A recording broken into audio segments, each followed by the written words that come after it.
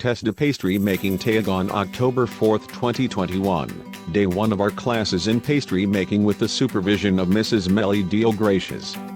As usual, on the first day we introduced ourselves one by one so that we would get familiar with each other.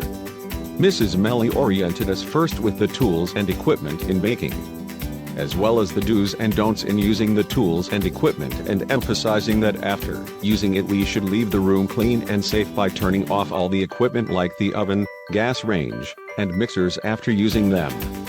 And also to wear our face mask, face shield, hairnet and apron at all times for safety protocol in baking. On our second day, we were instructed to have a meeting online via Zoom.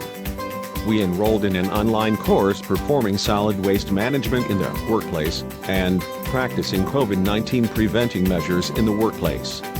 We learned the importance of proper waste management, as well as the ways to prevent the spread of COVID-19. We received our certificate of completion after passing the online test. On the third, we had our first-hand experience in baking. We learned how to bake the lemon pie meringue. Before that, we first made the single crust and then the lemon filling and meringue for the topping. Recipe as well as the measurements were instructed to us by Mrs. Melly. On the fourth day, we made tarts with nuts.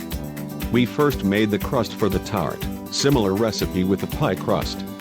And then we mold the crust one by one using the tart molder. Next we cooked the filling before putting it in the oven. Mrs. Melly told us to preheat the oven first before we put anything in the oven. Why?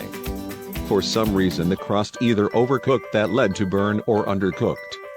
On the fifth day, it was time to make a chiffon cake. First we made the chiffon. Second is the boiled icing. We use an electric mixer for the chiffon and icing. We mixed all the ingredients by following Mrs. Melly's instructions. We made ourselves a not-so-perfect but delicious chiffon cake. On the sixth day, we decided to bake a chiffon cake again because why not? We learned from our little mistakes in the first try. This time we made an effort to decorate our cake and wrote a message, "Thanks Tesda" with heart. The cake was better than the first one, of course. LOL. On the last day of our baking session, we tried to make a buko pie. We learned how to make buko pie with double crust. Procedure is similar to making a lemon pie, only the filling is different. Making buko pie is a bit time-consuming, but believe me, it is worth it.